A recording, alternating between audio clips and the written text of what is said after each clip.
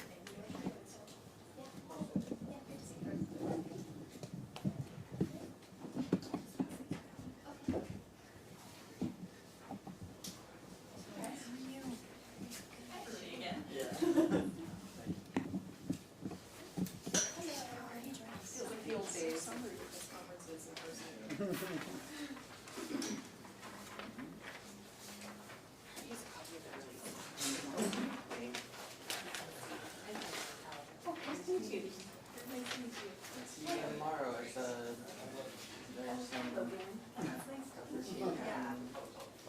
is Governor for Day. Oh, we're in Troy, yeah.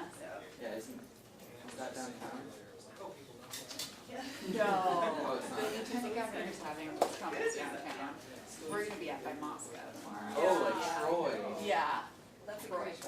Yeah. That's where my cousins live. I Oh, actually have really? family in Troy. I was like, I had to put look it up, on I'm there. like, Troy, nobody in the north. Well, then I won't be there for that.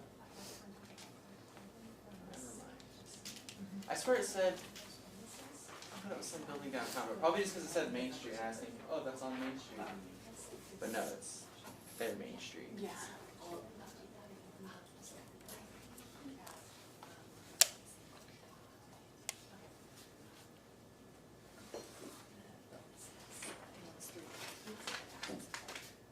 Clark.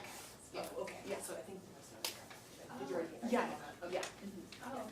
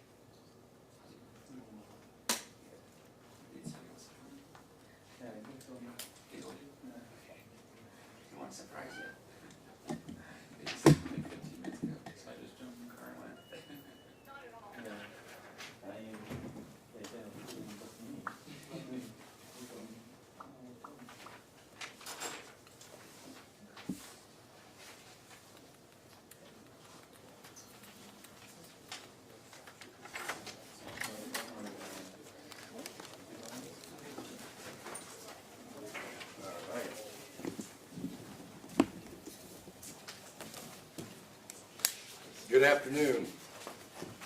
Do I need to be mic'd up, Emily? I believe so. Are you guys You all guys- good too? We got the podium mic up. All right, okay, well, I'll do whatever you say, Jay. So, I'm in charge here. well, thank you all for joining us today. I want to really thank our law enforcement partners, both the state police and the sheriffs and the chiefs, for taking the time to visit with me at the roundtable we just concluded about our growing threat to the safety of the people of Idaho and the connection to the border issue. Some of them will touch on what they shared with me, but the takeaway is this. The sustained availability of drugs, high supply at a very low price, and the impact it has on ordinary Idahoans every day, right in their communities, where drug abuse, crime, violent crimes, property crimes create a threat to our Idaho way of life. Meth and fentanyl are the most serious and growing drug threats in Idaho, and there's a direct tie to the border in Mexico. One example is the Oregon-Idaho high-intensity drug trafficking area. Law enforcement reporting shows the supply of illicit fentanyl from Mexico in the region has become more and more prevalent. More than half the officers surveyed this year reported investigations involving fentanyl were directly tied to sources in fentanyl, and that's where they could find the source.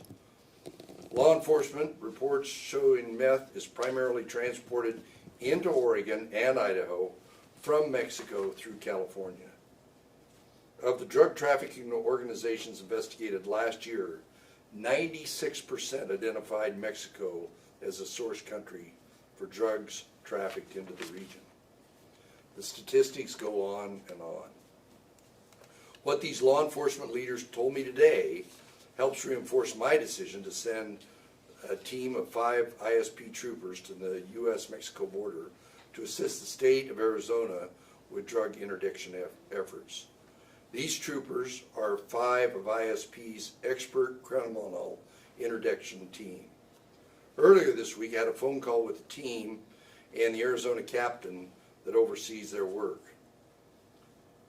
They told me, sincerely and passionately, that what they were learning there was going to make a difference in what happens when they come back to Idaho. They are in Arizona to serve both as a force multiplier for local efforts at a time that it's needed along the border, and importantly, to bring back to Idaho the experience of seeing and learning up-to-the-minute enforcement techniques. The troopers currently deployed are trainers themselves and help teach hundreds of our state and local law enforcement right here in Idaho on illegal drug trends and updated enforcement techniques. It is truly a fantastic opportunity to send our best criminal interdiction troopers to learn what's happening and what's working with law enforcement efforts to fight the flow of illegal drugs, and to be a force multiplier along the border when it's badly needed. Again, I want to thank these law enforcement leaders that are here with me today for sharing with us and with you what they are facing. Colonel Wills? Well, thank you, Governor. My name is Kedrick Wills. I serve as the director of the Idaho State Police, and I appreciate Governor Little taking time to come out and send such an important message to this important topic that is critical to all of Idahoans. Our Idaho troopers that are along the border in Arizona, as the governor said, are serving as a force multiplier. Just as the governor's been working with the Arizona governor, I've been in contact and working with Colonel Silbert, the director of the Arizona Department of Public Safety. Our troopers are providing manpower for enforcement, but more than manpower, they're also providing moral support to our counterparts in Arizona and learning the techniques and what's going on there. You may be wondering how those impact what goes on in Idaho. Almost all of us have been impacted by some way in the criminal element in Idaho. We're all connected to somebody that has been a victim of crime. And in almost without exception, those crimes are connected to people who are trying to get money to purchase drugs. And sadly, more and more Idaho families are feeling heartbreak of losing a loved one to the drug abuse. Violent crime and personal tragedy of drugs is seen all throughout Idaho, and most recently in northern Idaho. With the conclusion of my remarks, I'm going to ask for our district commander out of Coeur d'Alene, Captain John Kempf, to speak about a specific case up there. But as we're doing in North Idaho, we work with partners in local services and law enforcement and many other services throughout our country fighting off to keep dangerous drugs off of our streets. We regularly send our troopers to train and to work with counterparts throughout the United States, and this Arizona incident is no exception to that. This experience along the border goes beyond the typical training that we receive because it's real life barrage of criminal activity that our troopers are seeing down in Arizona. Our Idaho troopers are sent to Arizona to go to work. As much as they're learning, they're also holding their own, and Idahoans can be proud of the expertise they're bringing to Arizona as they work aside their colleagues, the Arizona troopers. The ISP troopers were certified in Arizona, and the folks there have let them go with that, and they are not disappointed. In one case, one of our Idaho troopers was involved in a brief foot pursuit in Arizona where the man was caught with more than 20 fentanyl pills. This man has a lengthy criminal record, and it appears sadly to have allowed his life to be controlled and dependent on fentanyl. None of us can do this alone. We are trying to prevent what is happening there to happening in Idaho, but we have got to work together. All 5 of our troopers that are working down at the border are field training officers, and 3 of them are post-certified criminal interdiction trainers. They'll bring back those experiences that they're learning in Arizona and to be able to train ISP and local law enforcement in this state to be even more effective at intercepting dangerous drugs and preventing the harm. I'm extremely proud of the work that our Idaho troopers are doing in Arizona, and I'm excited for when they come back to Idaho to tell them so. We'd now like to hear from Captain John Kempf, the district commander out of our Coeur d'Alene office. Following Captain Kempf, the Twin Falls Police Department Chief of Police, Craig Kingsbury, will address us, and he'll be followed by the Bannock County Sheriff, Tony Manu. Captain. Thank you, Colonel, Governor. We've had a recent uptick in the overdose deaths in North Idaho related directly to fentanyl, and most recently we had the tragic death of a 15-year-old boy named Michael Stabill. He was one of a cluster of overdose deaths we've tied to fentanyl from a pill that's mocked up to look like a regular oxycodone pill. On the street they're referred to as Mexi Tabs or Mexi Blues. And we've also had an increase in violence recently directly tied to the fentanyl trade, including a drug deal that had gone wrong in which a 20-year-old man was killed. So it is absolutely a problem. I'm also the state's DHE coordinator, and I'm very proud that we were able to send 5 of our best down there to the border to assist with this problem and to learn as much as they can, as well as pitch in and help. So, Chief? Thank you, Captain. Thank you, Colonel. Thank you, Governor, for this opportunity. My name is Craig Kingsbury, and I'm the Chief of Police for the City of Twin Falls. I have served in law enforcement in this state for over 31 years. The drug epidemic that we are seeing right now is unlike anything that I've ever seen. Fentanyl is truly taking over our state with some really negative consequences. Similar to the story that was shared by the captain with the loss of this young man due to an overdose, we're also seeing that in Twin Falls and Twin Falls County. The men and women of the Twin Falls Police Department have administered Narcan more than 30 times in the last 12 months. If you're not aware, Narcan or Noxaline is a drug that counteracts the effects of opioid drugs and oftentimes saves people's lives when they are in a overdose scenario. Unfortunately, not every one of our administration of Narcan has had a positive result.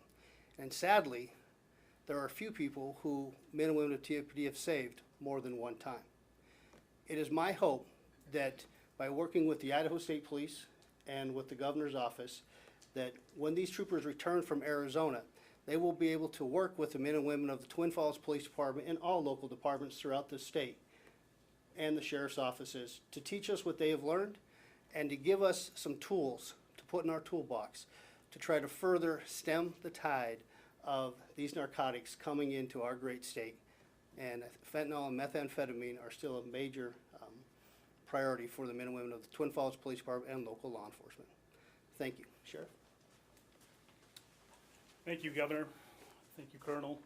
My name is Sheriff Tony Manu of the Bannock County Sheriff's Office, located in southeast Idaho, Pocatello, Idaho.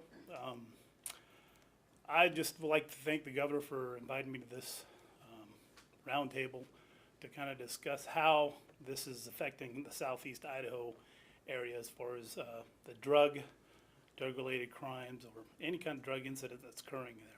Currently, we have multiple investigations going on. We are a HIDA county, as the Governor mentioned. We are a high-intensity drug trafficking designated area that is federally funded, which we work in partnership with the state police, the DEA, and the current other agencies in the Pocatello area.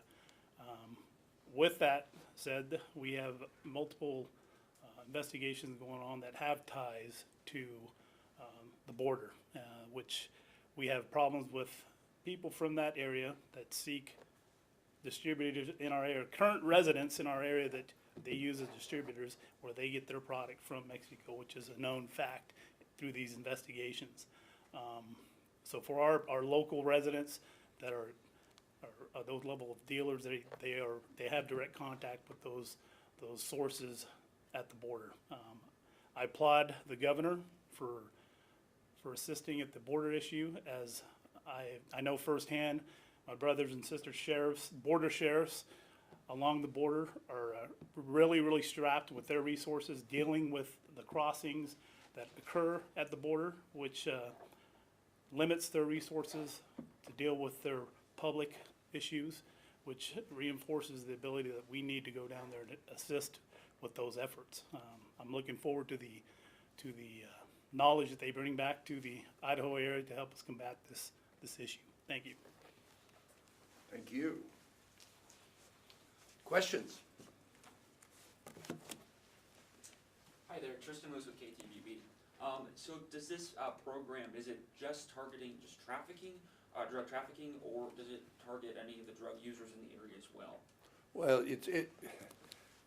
it's hard to separate trafficking and users, but obviously if you do a good enough job getting your arms around trafficking, you take care of the user issue. That's what the bulk of this experience is going to be. Incredibly valuable experience that these troopers are going to get is to recognize the trafficking, because both the Idaho State Police and sheriffs and city police departments, you know, they get it from both areas, but they always want to know, you know, what was the source. We're talking about this 15-year-old terrible tragedy up there. We want to know where those drugs came from. And the problem with fentanyl is it's just getting incredibly inexpensive. We all remember the time when, you know, meth labs were, you know, there was a story on meth labs all the time. Now there's this very affordable and with no quality control fentanyl that's causing all these overdoses, but you want to work on the trafficking. So this is like a mutually beneficial. It's not just to train our officers. It's not just to help them. Can you kind of explain how that works? Well, being a farmer, it's, you know, go to the source, go to the head of the ditch and find out what the problem is, because the arrests that these fine law enforcement make, you know, it started almost all of it because of the fact that the fentanyl and meth is all coming across the border. The more they understand the fundamentals of how that is, the better job they can do of interdiction and stopping the trafficking. So that's the value of it, because of and as I said, the border's overwhelmed. They'll readily admit the border's overwhelmed, and as they work on some of the other challenges, it's created an avenue for illicit drug smuggling to come into this country, and so we're trying to assist there.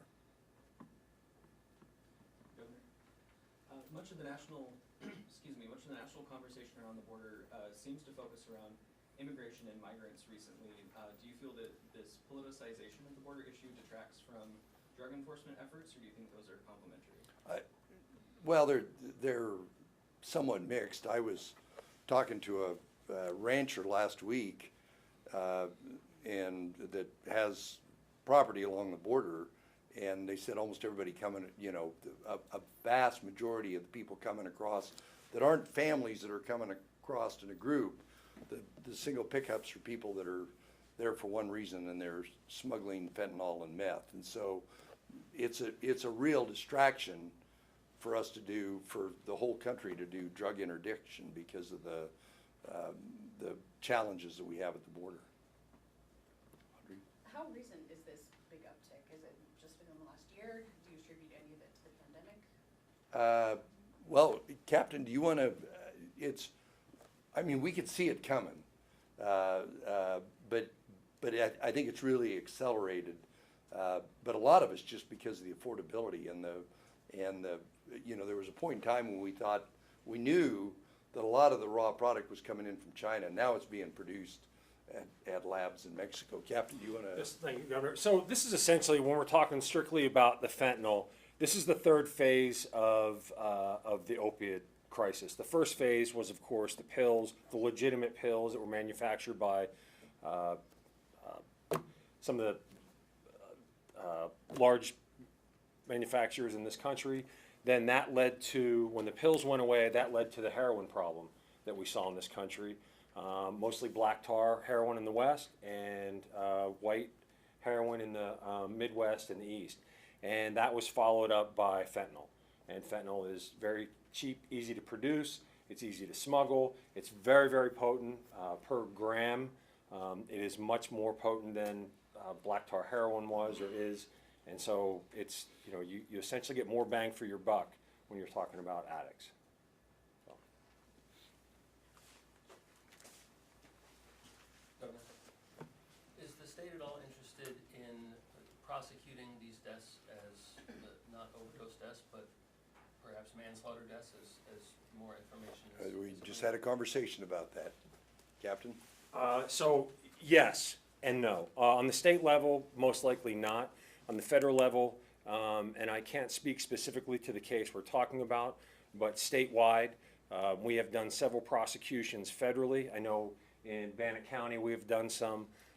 We've done some up in North Idaho as well under it's called the Len Bias Law, which refers to Len Bias, the famous basketball player at the University of Maryland who died from a crack overdose.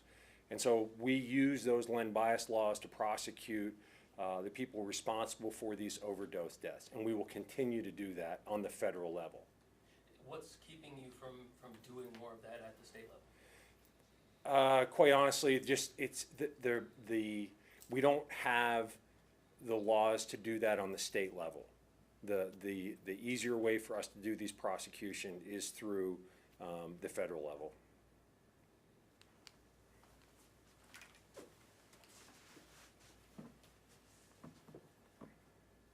Anything else? One more from me, actually. Okay. The border is an obvious source of these pills, but they're small enough, they're inexpensive enough. That's not the only place where they're coming in. They're coming in by boat, they're in people's pockets. What are you doing to stem the tide of these pills coming in from other sources? Well, I mean, when our law enforcement makes an arrest, we try and trace it back, but it's like, why do people rob banks? That's where the money is. Why are we doing intervention at the Mexican border? That's where the vast majority of it is. It's just so affordable and so cheap, and it's such a leaky sieve right now. That's the place to go. I am certain that if we are wildly successful, which is really going to be a challenge, there'll be other areas, but we've got a lot of other things that are going simultaneously. We just, this week, we got the report of the Behavioral Health Council because we're trying to do things as early as possible and find these people that are, you know, having drug problems. But the problem with fentanyl is because you know, it's different than some of these other drugs, cocaine and meth. Your opportunity to intervene in fentanyl is very limited because of how highly addictive and how dangerous it is. And then the quality control, they're just, we were just talking, they're mixing it up in a bucket and running it through a pill press, and that's why it's so disastrous when it gets out in the population.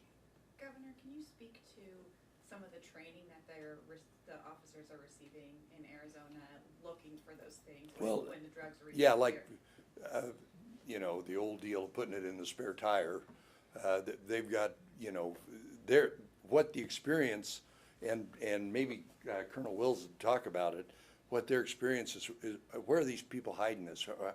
Whether it's on their body or whether it's in a car, so that when we're making arrests in Idaho, we know where to look, and that's a big part of it. Colonel, do you want to talk about that? Yes, thank you, Governor.